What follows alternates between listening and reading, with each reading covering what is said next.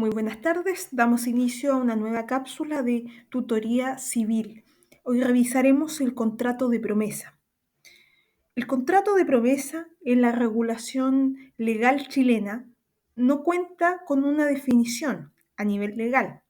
Eso sí, en cuanto a su regulación, tenemos que remitirnos al artículo 1554 del Código Civil, el cual hace una enunciación clara y precisa de los requisitos que debe constar el contrato de promesa para que tenga eficacia y validez. Si nos remitimos al cuerpo legal, al artículo 1554, tenemos que la promesa de celebrar un contrato no produce obligación alguna, salvo que concurran las siguientes circunstancias. Primero, que la promesa conste por escrito. Segundo, que el contrato prometido no sea de aquellos que las leyes declaran ineficaces. Tercero, que la promesa contenga un plazo o condición que fije la época de la celebración del contrato. Cuarto, que en ella se especifique de tal manera el contrato prometido que solo falten para que sea perfecto la tradición de la cosa o las solemnidades que las leyes prescriban. Indica el inciso final del 1554 que concurriendo estas circunstancias, las circunstancias ya enunciadas, habrá lugar a lo prevenido en el artículo precedente. El 1553 hace referencia a las posibilidades que tiene el acreedor para accionar en contra del deudor que se constituye en mora. Esto en el contexto de las obligaciones de hacer. Así las cosas,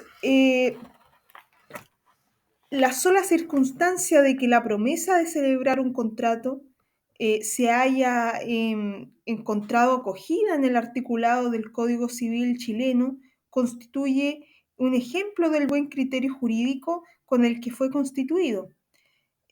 Así las cosas, en términos generales de la doctrina, ha dicho que es aquel por el cual las partes se obligan a celebrar un contrato determinado en cierto plazo o en el evento de cierta condición.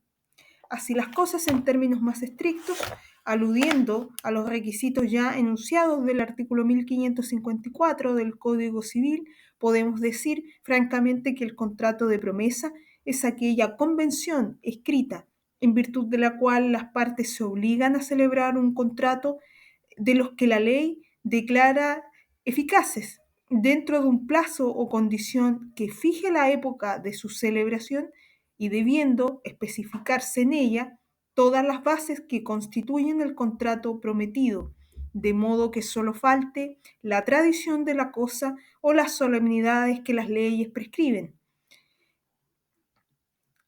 En la línea de lo anterior, luego de haber indicado una definición en base a la construcción del artículo 1554, tenemos que las partes del contrato de promesa se denominan promitentes.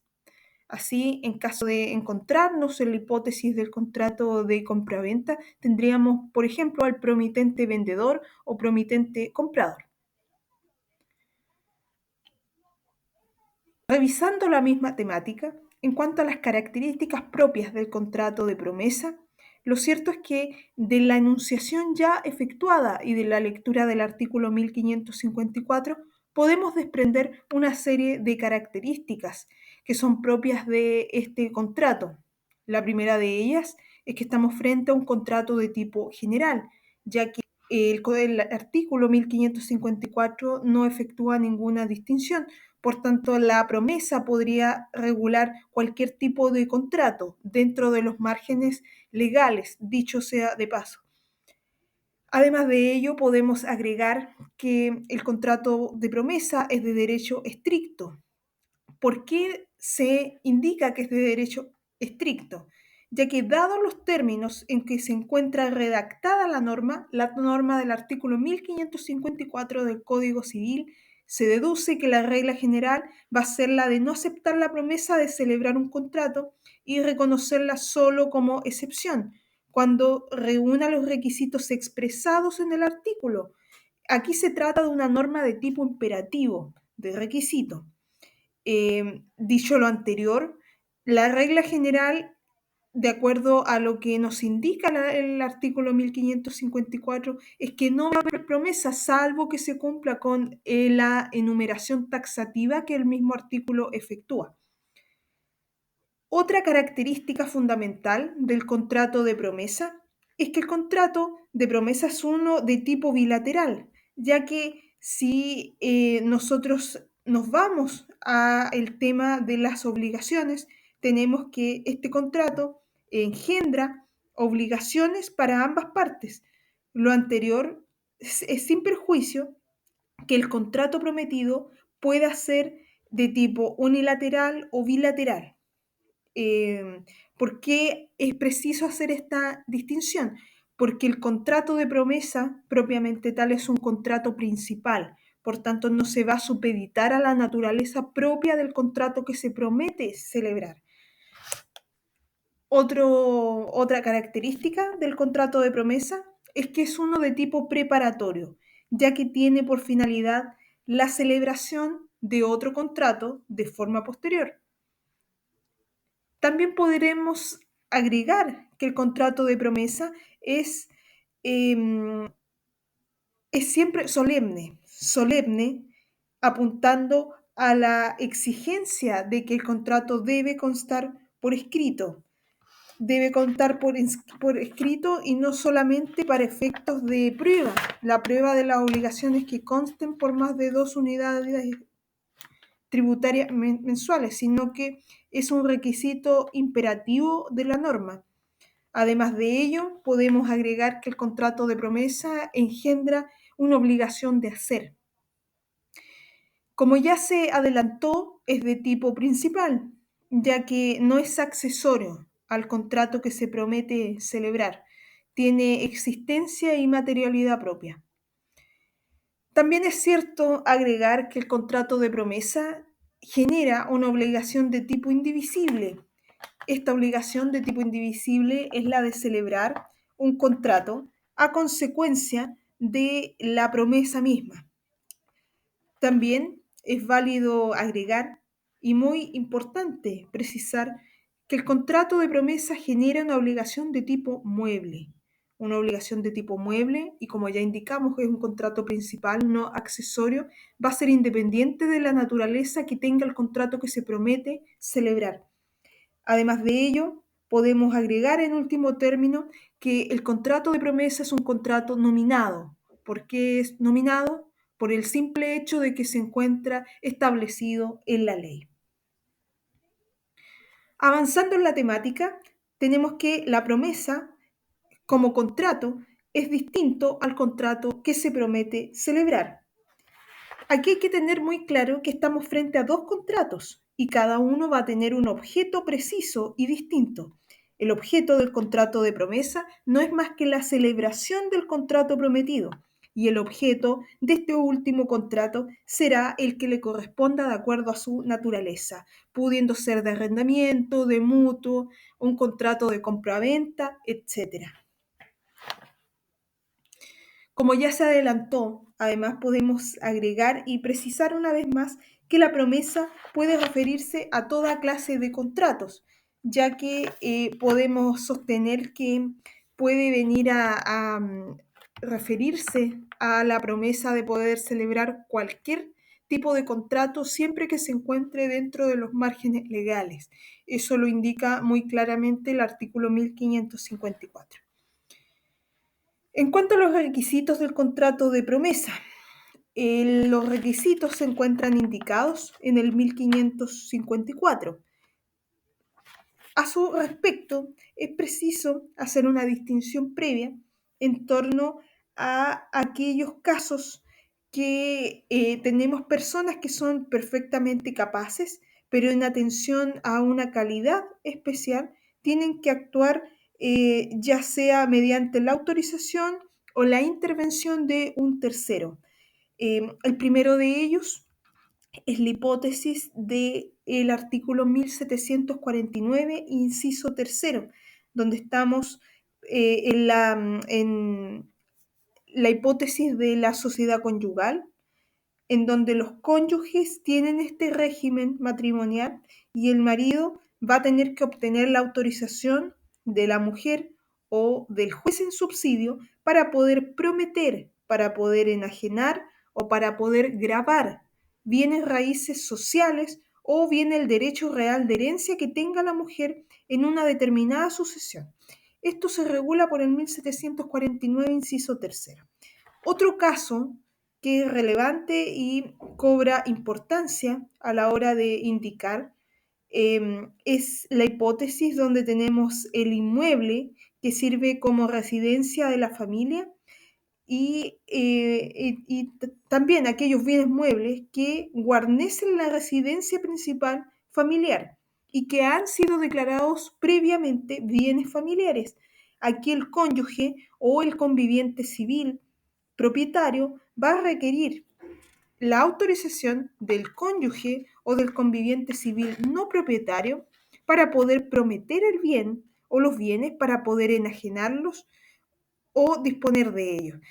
Eh, o bien, también la ley indica que si no logra obtener esta autorización por oposición, en este caso del cónyuge o por incapacidad, va a poder solicitarla al juez en subsidio.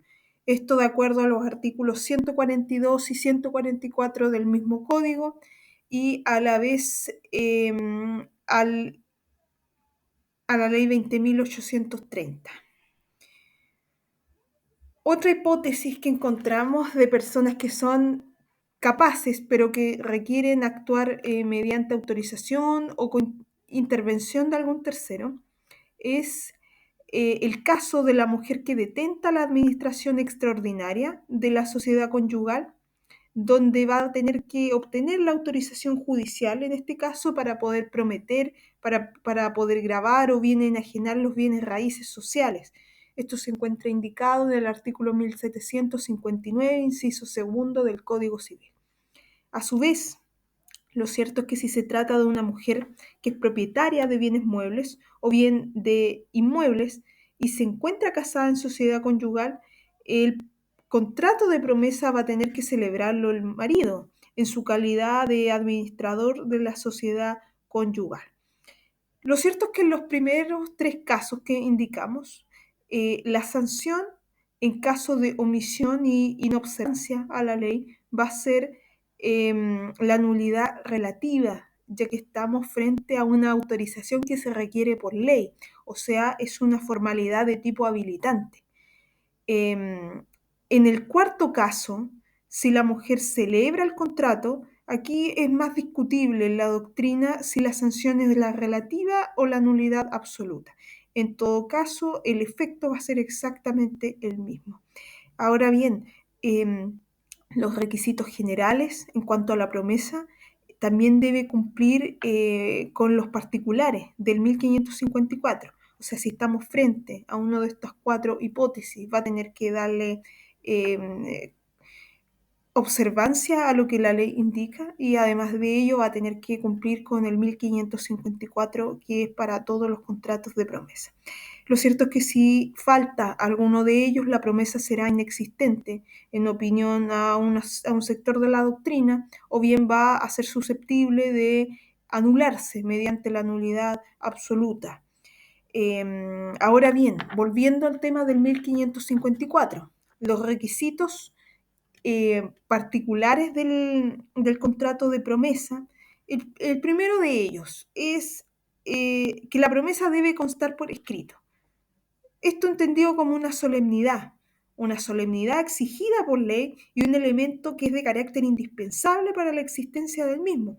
En consecuencia, no existiendo un instrumento escrito, puede ser un instrumento público o uno privado, no va a haber promesa, aunque el contrato prometido sea de carácter puramente consensual. De igual forma, el contrato de promesa no va a poder probarse consecutivamente y por efecto de lo anterior por ningún otro medio probatorio que no sea el instrumento mismo, que se exige por la vía de la solemnidad. Así no va a proceder ni siquiera la confesión de parte. Eso respecto a el tema de la solemnidad. En otras palabras, podríamos decir que debe constar por escrito, El 1701 se refiere a la falta de instrumentos públicos y también podríamos indicar que va a ser suficiente entonces un instrumento privado. Solamente tiene que constar por escrito para efectos de existencia del contrato y para efectos de prueba.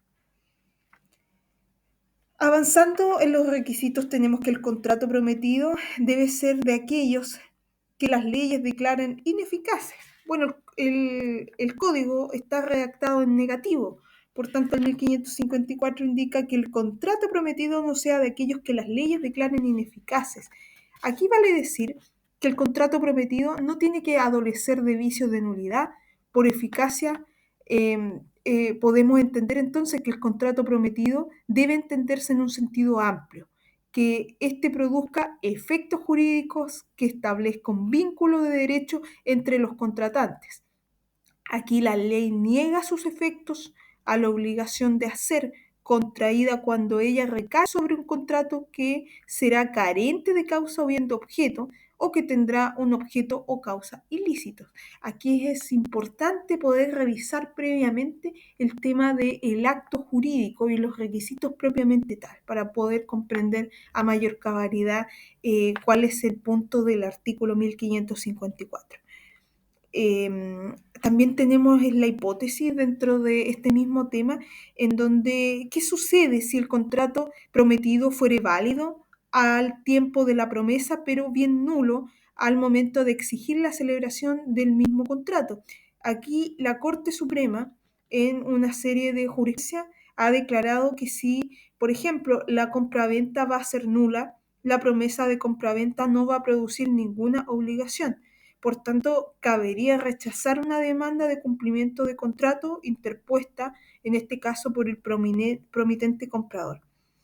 Eh, Cabe precisar también que la ley se refiere a los otros contratos ineficaces o nulos por incumplimiento de requisitos de fondo, no de forma, dado que los últimos perfectamente van a poder cumplirse al celebrar el contrato prometido. Por ello, es válida la promesa de compra-venta de bienes de incapaces, en las que se omite la autorización judicial, sin perjuicio de que ésta no puede faltar al celebrar el contrato definitivo. En otras palabras, esta validez puede conseguirse de forma posterior, o sea que el acto es salvable. Ahora bien, esto ha sido concluido por la mayoría de la jurisprudencia y también lo podemos encontrar en la vasta obra del profesor Alessandri. Por lo demás, cuando la ley exige que la formalidad habilitante conste en un contrato de promesa, lo ha dicho, por ejemplo, en el 1749, a propósito de la primera parte que revisamos respecto a la autorización de la mujer cuando el marido casado, en régimen de sociedad conyugal, celebra el contrato de promesa de venta de un inmueble social y no consta con la autorización. O sea, aquí es salvable perfectamente. Pasando a otro de los requisitos que indica el 1554, tenemos que la promesa debe contener un plazo o condición y además se debe fijar la época de la celebración. Aquí hay que tener presente lo siguiente. Con respecto a este requisito, no es necesario que el plazo o la condición sean establecidos al instante preciso en el que el contrato debe celebrarse, pero sí deben determinar la época en que debe perfeccionarse. Por ejemplo, antes de que termine el invierno, a finales del mes de marzo, luego de la segunda cosecha. Lo importante es poder determinar cuál es la época en donde se va a celebrar el respectivo contrato. Por lo demás, el propio artículo 1494 define el plazo como la época en que se fija para el cumplimiento de la obligación. O sea, este tema hay que tenerlo sumamente claro. En cuanto a la estipulación del plazo, la naturaleza del plazo, aquí hay una discusión, si el plazo es suspensivo o es extintivo. Hay que recordar que el plazo suspensivo es aquel hecho futuro y cierto del cual pende el ejercicio o la exigibilidad de un derecho o de una obligación. El plazo extintivo, a su vez, es aquel hecho futuro y cierto de cuando pende la extinción de un derecho o una obligación. Aquí hay una discusión en doctrina y en jurisprudencia respecto a cuál es la naturaleza de la estipulación del plazo. Y lo cierto es que hay que tener bien preciso y claro lo siguiente, que aunque en la promesa se estipule que el contrato prometido va a tener que celebrarse a más tardar en cierta fecha, no estamos ante un plazo fatal y extintivo de derechos. Si se estimara lo contrario, significa que la estipulación del plazo va a carecer de objeto y de efectos jurídicos. En la práctica, de seguir tal interpretación, nunca sería posible pedir el cumplimiento forzado de una promesa y el contrato de promesa se convertiría en un acto cuyo cumplimiento quedaría entregado a la mera voluntad de una de las partes. Y esto lo cierto es que resulta inaceptable. Distinta es la situación si en la promesa las partes acuerdan que el contrato definitivo debe celebrarse dentro de cierto plazo y que vencido éste, dicha promesa quedará sin efecto, o si las partes bien estipulan que si no se cumple una cierta condición, quedará sin efecto. Tal estipulación entonces podríamos decir que constituye respectivamente un plazo extintivo, un pacto comisorio calificado o una condición resolutoria ordinaria. Aquí, según los términos en que esté estipulada la cláusula, regida por las reglas que se aplican a tales instituciones. En estos casos, la promesa va a quedar irremediablemente extinguida y por ende ninguna de las partes dispondrá de la acción para exigir su cumplimiento. Revisando y continuando con el tema de los plazos, podemos tener que la promesa admite que el plazo sea expreso o que sea tácito. Lo cierto es que esto es discutido también en la doctrina y en la jurisprudencia, ya que dice relación y se encuentra en el correlato de la necesidad de que el plazo sea expreso o por el contrario, si es admisible un plazo tácito. La verdad es que nada obsta, nada impide a las partes por el tema de la libertad contractual que se estipule un plazo de tipo tácito. Así que aquí perfectamente las partes podrían convenir que celebrarán el contrato de compraventa de X cosa cuando termine una temporada o cuando se acabe el mes o a fin de año. Esto es parte de la libertad contractual. Otro tema, aparte de la figura del plazo, es la figura de la condición. Se necesita la estipulación de una condición. Y esto también es debatido al igual que los otros dos temas anteriores, ya que si la condición ha de ser determinada o bien puede ser indeterminada, esto es, si en el evento de que se verifique se sabe o no cuándo puede ocurrir. Así las cosas podemos agregar que la condición va a tener que ser determinada. De otra manera, no se puede cumplir la exigencia en orden a que la modalidad fija la época en la que se debe celebrar el contrato prometido.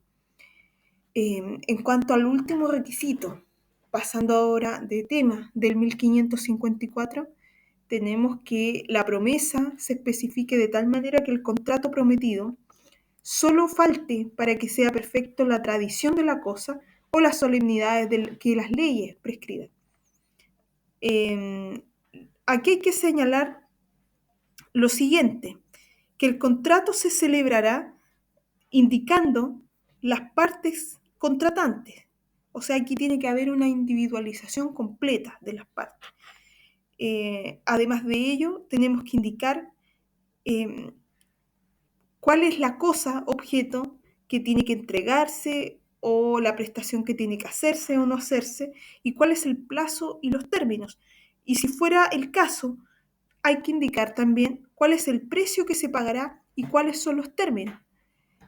Lo cierto es que si el contrato prometido no es traslaticio de dominio, sino que es una mera tenencia, también deberá señalarse por qué plazo se celebrará. Por ejemplo, si se promete celebrar un contrato de arrendamiento por X cantidad de años. Por su parte, si el contrato prometido fuera uno de los de garantía, va a tener que indicarse la identidad de la persona natural o bien jurídica cuyas obligaciones van a ser caucionadas por la hipoteca, la prenda o la fianza, y en favor de quién constituyen dichas obligaciones. Así las cosas, si el contrato prometido quedara sujeto a otras modalidades, también se va a tener que indicar cuáles serán aquellas obligaciones. Aquí, ¿qué es lo que hay que tener presente y muy importante también? Hay que señalar que el contrato de promesa tiene que ser lo más completo que se pueda. O sea, como bien dice la norma, tiene que indicar absolutamente todo y debe quedar pendiente solamente la tradición en este caso. Revisando otra temática, encontramos el tema de la validez de la promesa unilateral de celebrar un contrato bilateral.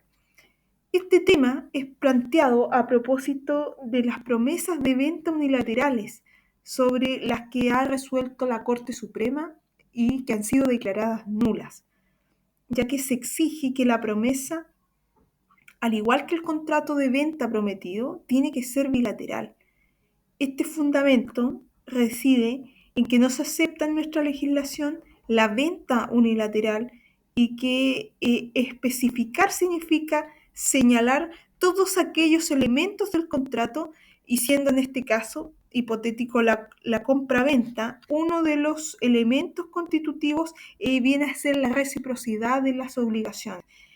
Em, Faltaría entonces, en definitiva, el acuerdo mutuo acerca de los elementos esenciales del contrato de compraventa. Los elementos esenciales del contrato de compraventa es la cosa y el precio. Además de ello, podemos agregar a los fundamentos ya indicados que tal figura, la figura de la promesa unilateral de celebrar un contrato de ese tipo, sería nula, de acuerdo al artículo 1478, puesto que estaríamos ante una obligación potestativa que consistiría en la mera voluntad de la persona que se obligue, así que no tendría ningún valor. Revisando otro tema, ya apartándonos de la clasificación efectuada por el legislador en el 1554, encontramos la hipótesis de la inscripción del contrato de compraventa. Aquí tenemos que tener claro que cuando hablamos de inscripción estamos hablando de bienes inmuebles. Y es de común ocurrencia que los conservadores de bienes raíces, a petición de la parte interesada, inscriban en el registro de hipotecas y gravámenes los contratos de promesa compraventa de inmuebles, en la medida que se hubieran celebrado por escritura pública. Ello habida cuenta del artículo 53 del reglamento conservatorio, reglamento en el cual puede reflejarse la facultad que tiene el oficio para practicar tal inscripción. Esta inscripción entonces es permitida por ley.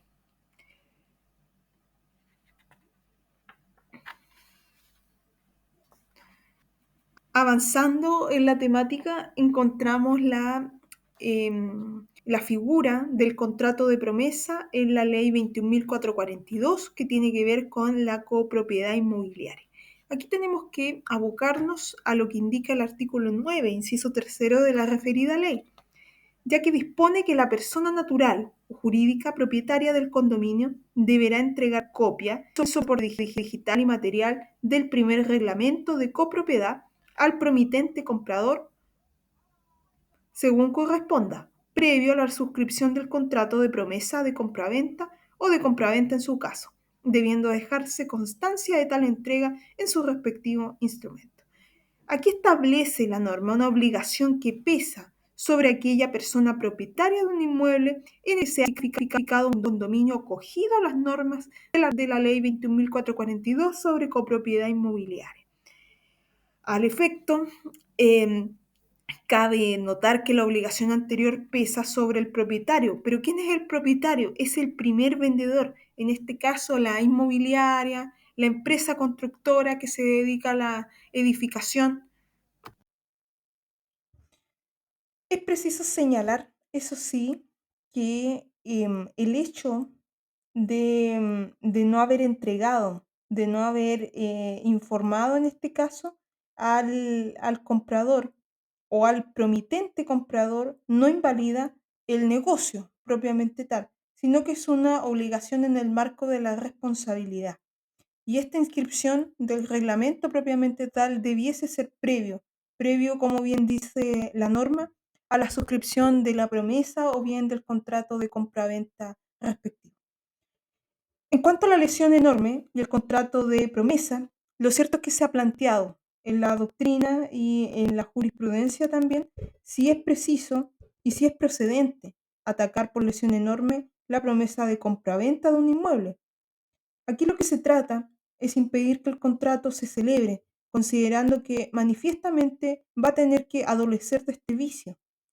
Así las cosas, podemos entender que, de acuerdo al artículo 85 de la Ley 16.742, que es para los efectos del artículo 1889 del Código Civil, en los contratos de compraventa celebrados en cumplimiento de promesas de sitios que formen parte de un loteo hecho conforme a la Ley General de Construcciones y Urbanización, se entenderá que el justo precio se refiere al tiempo de la celebración del contrato de promesa, cuando dicho precio se haya pagado de acuerdo con las estipulaciones de la promesa. Así se desprende entonces de este precepto que el justo precio se considerará el tiempo de la promesa, pero siempre y cuando dicho precio se hubiese pagado.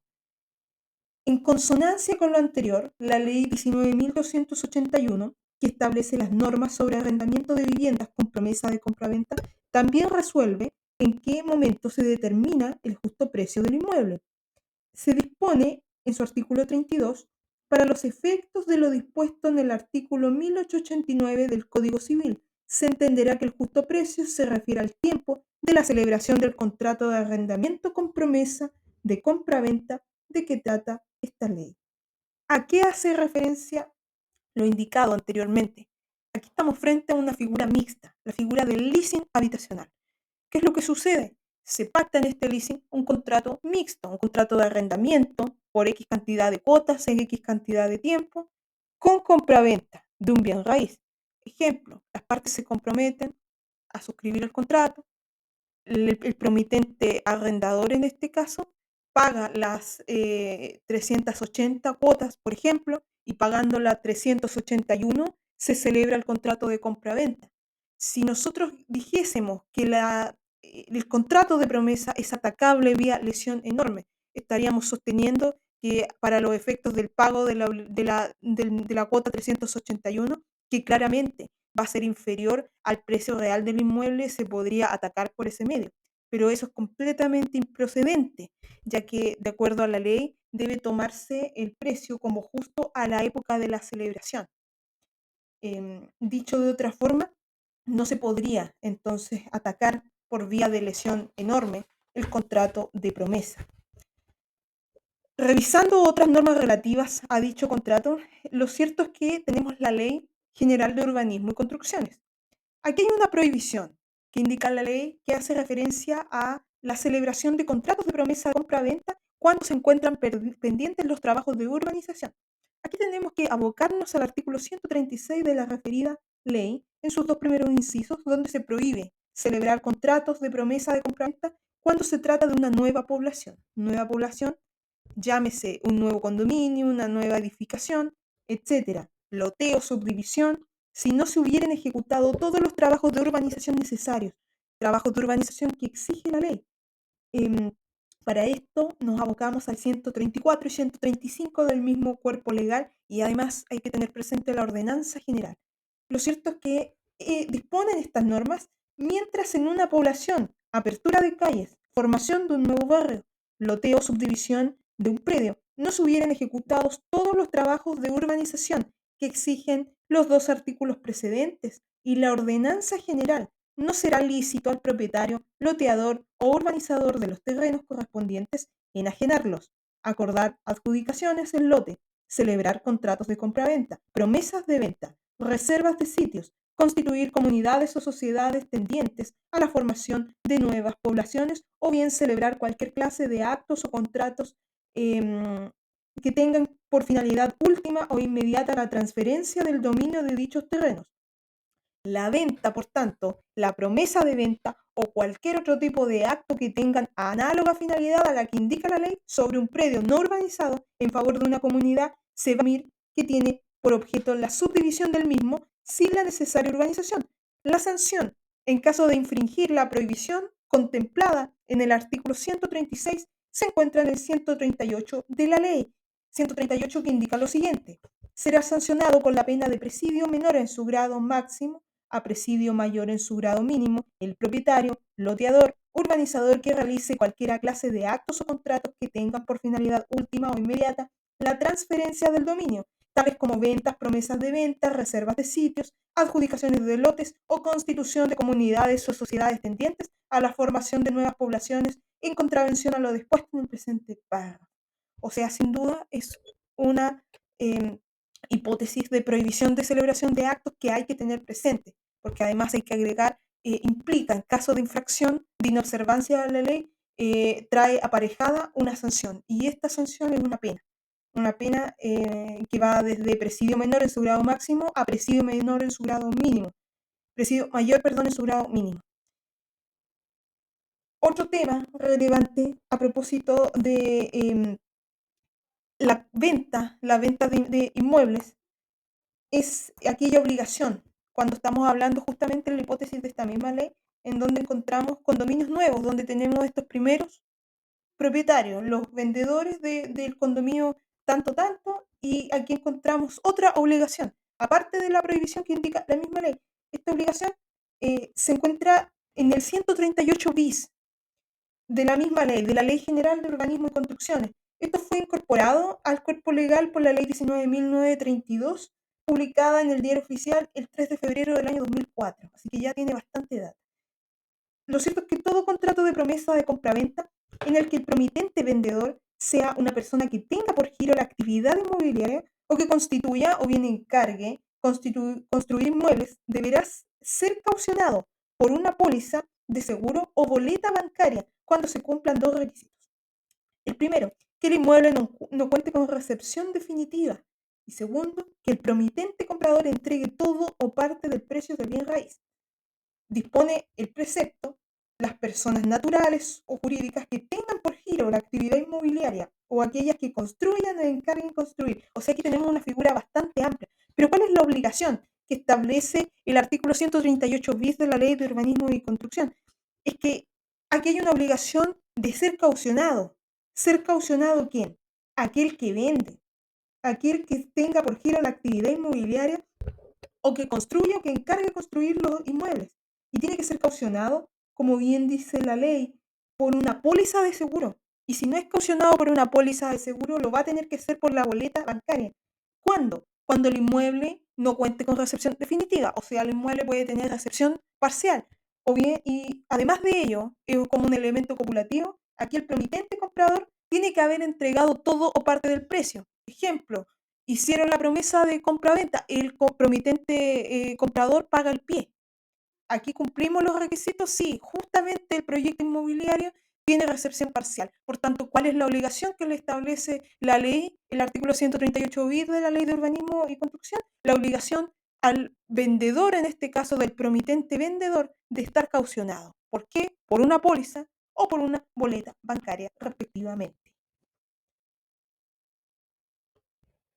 Además de ello, hay que hacer presente que la ley, para ser eficaz, tiene que tener control. Y uno de los controles que la ley indica es que los notarios públicos no van a autorizar los contratos de promesa de compraventa que se refiere el inciso anterior, el 138 bis, si no se ha constituido la garantía en favor del promitente comprador. Esta obligación del promitente vendedor de otorgar la garantía no será exigible respecto de la parte del precio que sea depositada por el promitente comprador en alguno de los siguientes instrumentos de los que se va a dejar en constancia en el contrato de promesa. O sea, si cuenta, por ejemplo, con una cuenta de ahorro de la cual no pueda girar fondos del promitente comprador, o bien si tiene depósitos a plazo en favor del promitente vendedor que deberán mantenerse en custodia del notario autorizante. Entonces, la figura es esa.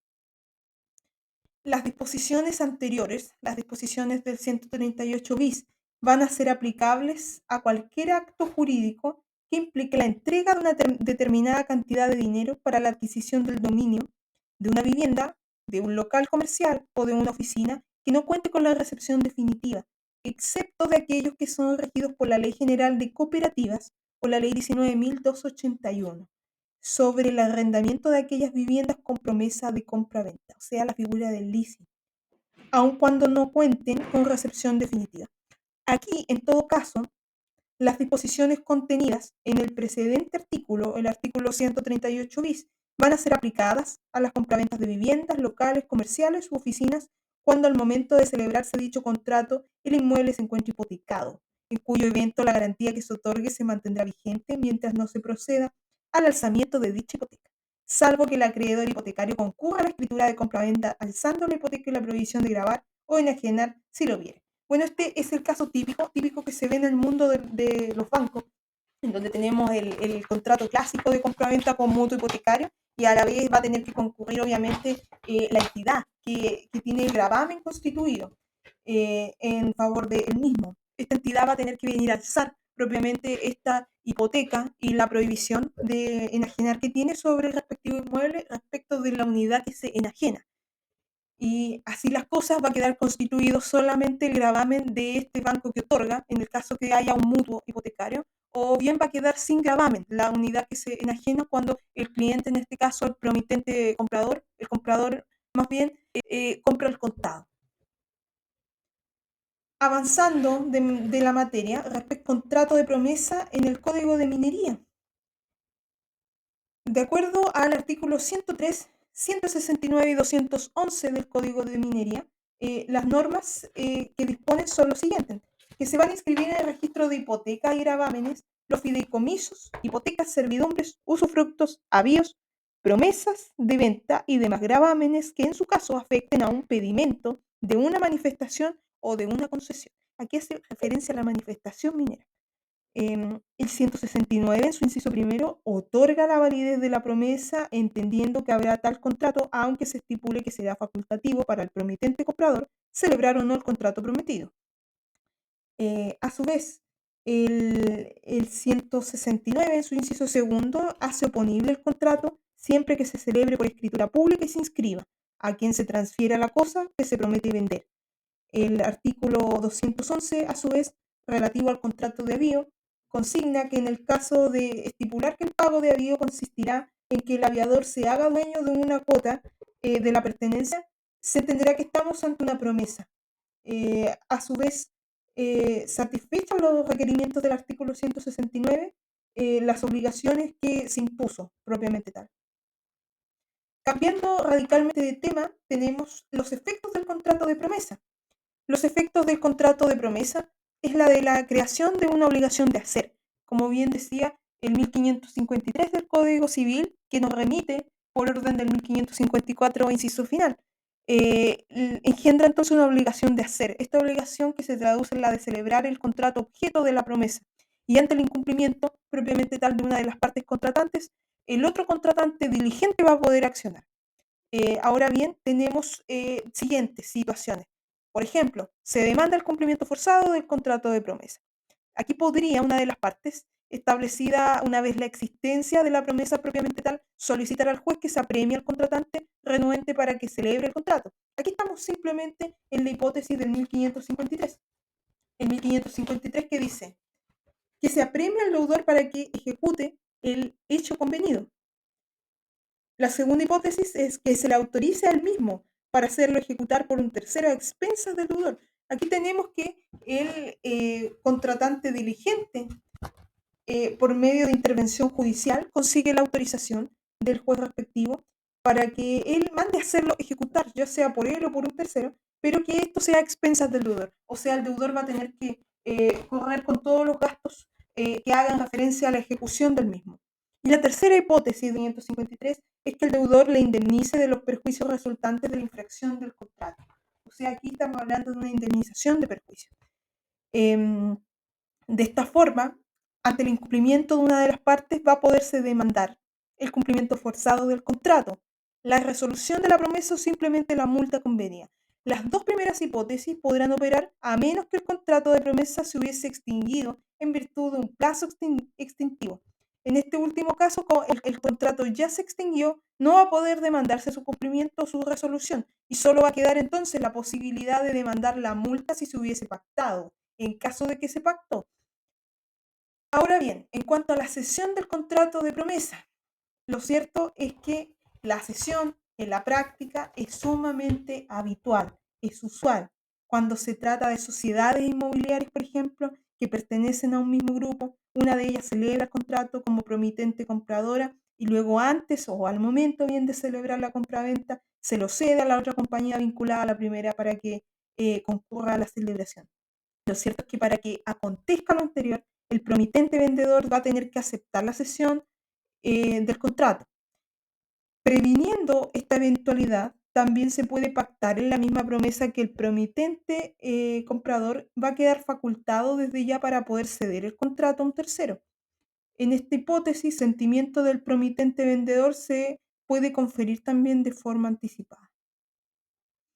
Por último, tenemos la extinción del contrato de promesa y lo cierto es que el contrato se extingue por una serie de hipótesis. Primero, naturalmente por su cumplimiento. Esta va a ser la forma usual de la extinción del contrato de promesa y va a ocurrir cuando las partes van a celebrar el contrato prometido, otorgándose, por tanto, recíproco finiquito acerca del contrato de promesa que declaran obviamente cumplir. ¿Cómo más se puede extinguir? Por resolución del contrato. Aquí se va a poder resolver el contrato de promesa cuando no habiéndose cumplido una de las partes, la otra demanda la resolución y eventualmente una indemnización de perjuicios y la respectiva sentencia que la acoge queda ejecutoriada.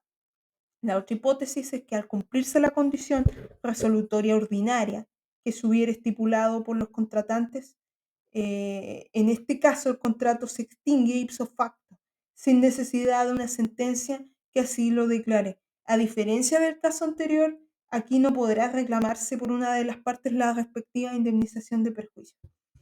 La otra forma de extinguir el contrato de promesa es mediante la resiliación. Esto se puede hacer en cualquier tiempo, antes de celebrar el contrato prometido. Aquí las partes pueden convenir. Esta es una convención en dejar sin efecto el contrato de promesa. Ojo, que si yo dejé, miren, en derecho las cosas se deshacen como se hacen. Si la exigencia del contrato de promesa es que sea por escrito, obviamente la resiliación va a tener que ser por escrito. La última forma de poder extinguir entonces el contrato de promesa es mediante la pérdida de la cosa objeto del contrato de promesa. Em, la destrucción de la cosa objeto del contrato de promesa va a tener que impedir obviamente el cumplimiento del mismo, pues ya no va a ser posible celebrar el contrato prometido. Con todo, habría que formular el siguiente distingo para determinar los efectos de esta pérdida.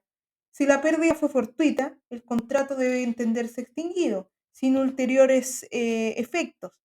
La segunda hipótesis, si la pérdida fue imputable a una de las partes, por ejemplo, el promitente vendedor, el otro contratante, el contratante diligente, va a poder demandar la indemnización de perjuicios que le causó por no haberse celebrado el respectivo contrato.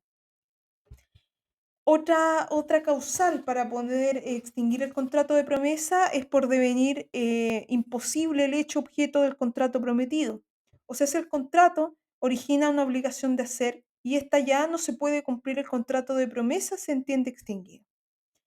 Otra hipótesis es por devenir en ilícito el contrato prometido. Según lo expuesto, la ley y la doctrina y la jurisprudencia, si el contrato prometido fuere válido al tiempo de celebrar el contrato de promesa, pero con posterioridad va a devenir en ilícito, esta ineficacia sobreviniente torna imposible cumplir el contrato de promesa, pues ello implicaría infringir el artículo 1554, número 2 del Código Civil. Además de ello, tenemos todo un aparataje jurídico atrás de nosotros, empezando por el artículo 10 del código, pasando por el 1466 y derivando en el 1682 referente a la nulidad, donde nos prohíben, dicho sea de paso, celebrar contratos, celebrar actos en donde la ley lo prohíba, ya que van a adolecer de objeto ilícito.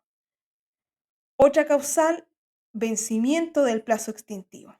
Aquí hemos visto que no es la regla general que el plazo convenido para celebrar el contrato prometido tenga naturaleza extintiva, pero si las partes convienen un plazo de tal naturaleza, su cumplimiento podrá poner de inmediato término al respectivo contrato. Y por último, por la prescripción. La prescripción de las acciones destinadas a obtener el cumplimiento del contrato de promesa. Aunque en rigor no se extinga el contrato ni las obligaciones que de él emanan, pues mutan estas en naturales, se ha prescrito la acción de que se dispone para obtener el cumplimiento forzado del contrato. La demanda, por tanto, podrá ser rechazada, pero en la práctica ya no será posible obtener el cumplimiento forzado del contrato.